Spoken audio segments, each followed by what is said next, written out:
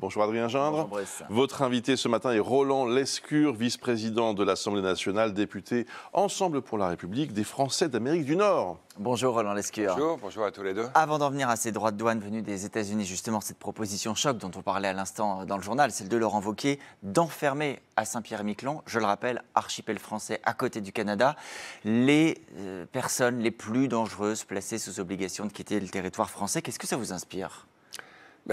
On va parler des États-Unis, ça m'inspire du mauvais Donald Trump. C'est pas parce qu'on est en campagne qu'on peut se permettre de raconter n'importe quoi. Moi, de mon point de vue, c'est à la fois méprisant pour les habitants de Saint-Pierre-et-Miquelon, indécent pour les OQTF en question, et en plus, c'est totalement ridicule parce que c'est parfaitement inopérant. Donc, je le répète, c'est du mauvais. Mais parce que pour aller à Saint-Pierre-et-Miquelon, il faut passer par le Canada. Donc, vous imaginez qu'on va faire des laissez-passer consulaires pour envoyer des OQTF à Montréal, pour ensuite les emmener dans des petits avions ou dans des bateaux pour aller à Saint-Pierre-et-Miquelon. Non, c'est ridicule, je comprends qu'il est en campagne. En campagne pour la présidence des Républicains, je le rappelle, face à Bruno Retailleau, le ministre de l'Intérieur. Il ne vous a pas échappé, Roland Lescure, que c'est aussi une manière de souligner les insuffisances de la politique actuelle. Non, mais ça, c'est de la cuisine interne. Mais pour les habitants de Saint-Pierre-et-Miquelon, c'est juste totalement méprisant. Donc pour le coup, vous êtes d'accord avec Marine Le Pen quand elle dit, puisqu'elle a réagi à ce sujet, ce ne sont pas des sous-citoyens. On vous a trouvé un point d'accord avec elle. Mais je pense que tout le monde est d'accord avec ça. Enfin, je veux dire, il y a 6 000 habitants à Saint-Pierre-et-Miquelon. Peut-être que Bruno Retailleau a gagné 6 000 voix de plus, j'en sais rien. Mais là, vraiment, je pense qu'on n'est pas au niveau, non. Ça voudrait quoi ? Ça voudrait des excuses de la part de Laurent Wauquiez ? Non, il est en campagne, il se permet. Je vous dis, c'est du mauvais Trump.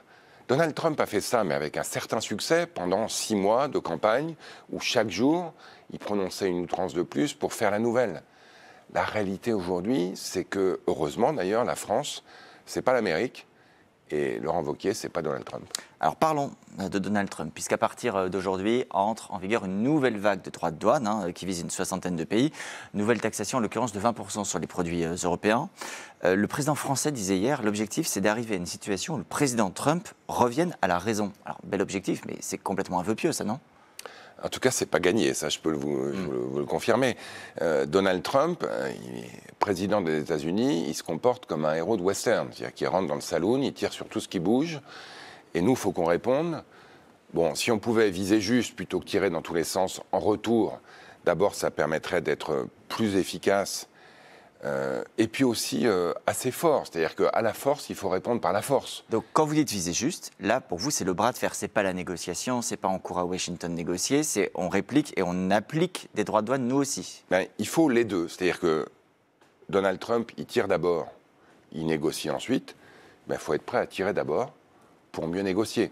Si vous arrivez en disant « je comprends, vous nous mettez les droits de douane, mais on va pouvoir négocier quand même », le risque, c'est qu'il vous méprise. Malheureusement, avec Donald Trump, on est, c'est malheureux de le dire comme ça, mais dans un combat d'homme à homme, même si heureusement il y a quelques femmes impliquées dans le dossier. Et oui, c'est le bras de fer, donc il faut d'abord montrer les muscles et ensuite négocier. Si vous négociez avant de montrer les muscles, vous négociez en position de faiblesse. On a vu la manière dont il a complètement humilié le président ukrainien, Volodymyr Zelensky, dans le bureau ovale. Il faut éviter l'humiliation. Il faut être respecté par Donald Trump. On est aujourd'hui dans un monde bipolaire, les États-Unis et la Chine qui s'opposent. Il faut que l'Europe soit le troisième acteur de ce jeu et que l'Europe s'impose de manière extrêmement forte. Roland Lescure, à quoi on doit se préparer pour ce qui va se passer chez nous ? Hier, chez nos confrères de LCI, l'ancien ministre de l'économie, Michel Sapin, dit « Je crains une inflation structurelle, les consommateurs vont payer ». Il le dit sans embâche. Michel-Édouard Leclerc, la grande distribution, hier chez nos confrères de RMC BFM, disait aussi « Je crains l'inflation structurelle ». Même phrase, il y en a pour 10 ans. Donc, qu'on se dise clairement les choses ce matin, on va tous payer plus cher et pour longtemps. Non mais ça, c'est du défaitisme. Il y a des moyens... du réalisme ? Non, mais il faut être à la fois réaliste. La situation est grave. Mais il faut aussi être volontariste et déterminé. C'est-à-dire qu'il faut agir.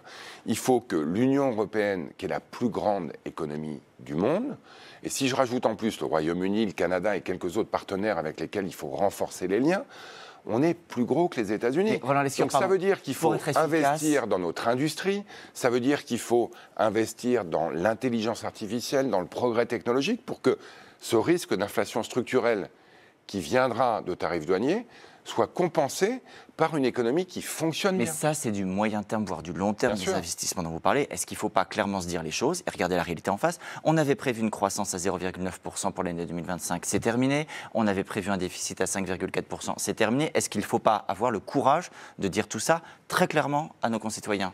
Mais ça ne suffit pas. Moi, je suis prêt à dire on va souffrir. Parce qu'évidemment, la politique de Donald Trump, c'est du perdant-perdant.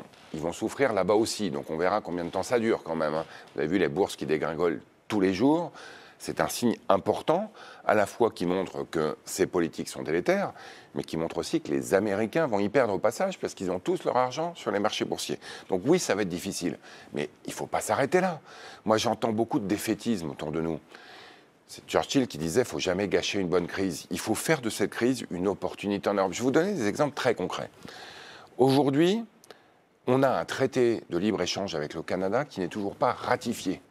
Parce qu'un certain nombre d'hommes et de femmes politiques français ont considéré que pour un symbole, on n'allait pas ratifier un traité qui est de fait en place depuis plus de 5 ans et qui est gagnant-gagnant. Donc vous dites, allons-y, faisons des accords de libre-échange. Ratifions le CETA, qui est un bon accord, avec un partenaire. Il faut encercler les États-Unis. Donc pour bien comprendre ce que vous dites, comme c'est compliqué que les États-Unis, faisons des accords de libre-échange avec les autres pour pouvoir commercer autrement. Mais oui, ça irait jusqu'au Mercosur avec certains pays d'Amérique latine. Mais bien sûr qu'il faut regarder à nouveau le Mercosur. Il ne faut pas le faire à n'importe quelle condition. Vous appelez à reprendre et à ratifier, à signer et ratifier l'accord sur le Mercosur. À condition, et ça a toujours été la position française, qu'on ait ce qu'on appelle des clauses miroirs. C'est-à-dire qu'on n'importe pas n'importe quoi, notamment dans les produits alimentaires, où nous, on a des standards de qualité élevés. Mais oui, il faut aujourd'hui multiplier nos alliés, nos amis, pour isoler les États-Unis dans un monde où ils souhaitent se refermer. Très bien. Vous voulez l'autarcie? C'est sans nous. Nous, on va rester dans un monde où on est capable de commercer avec des gens qui pensent comme nous et qui, notamment sur les valeurs de la démocratie, sont irréprochables. Et le Canada en fait partie. Si on n'est pas capable de ratifier un traité avec le Canada... change ce matin. Mais bien sûr. Un dernier mot, Roland Lescure, sur un tout autre sujet, mais qui vous concerne comme parlementaire. Il se trouve que les 2 textes sur la fin de vie sont examinés à partir de ce matin par la Commission des affaires sociales à l'Assemblée. Je rappelle, il y a un texte sur les soins palliatifs et un texte sur l'aide à mourir. Pour vous, ce sera oui à tout? Oui.